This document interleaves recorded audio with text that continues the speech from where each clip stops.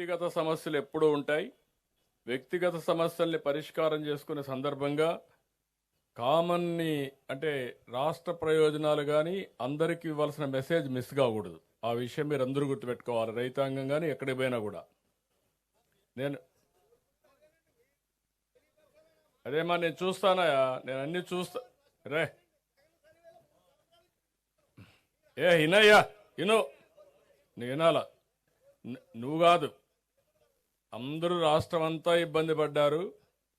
ఇనయ్యా, పోయినప్పుడు మీరు ఇస్తున్నారు, ఇచ్చినప్పుడు ఆ కాగితాలన్నీ తీసుకొని నేను కూడా చేస్తున్నా.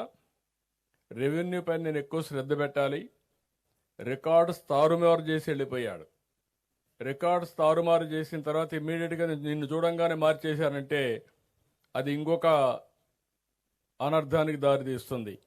దాన్ని వెరిఫై చేయాలి, వన్స్ ఫర్ ఆల్ సెటిల్ చేయాలి. ఒకరోజు ఆలస్యమైన దాన్ని పక్కగా చేస్తున్నాం.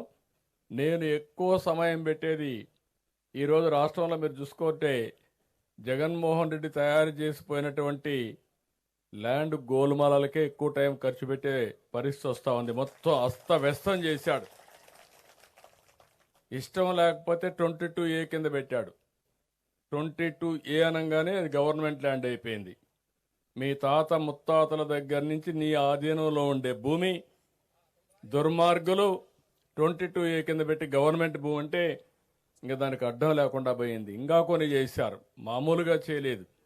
ఎవరైనా ఆయన మాట వినకపోతే, లేకుంటే వాళ్ళ నాయకులు ఆ భూమి కబ్జా చేయాలంటే ఇవ్వకపోతే దాన్ని కూడా 22 కింద పెట్టేశారు, 22A కింద పెట్టేశారు.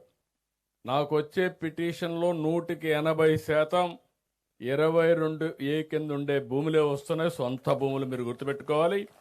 దాని మీద నేను తప్పకుండా శ్రద్ధ పెడతా, యాక్షన్ తీసుకుంటాను.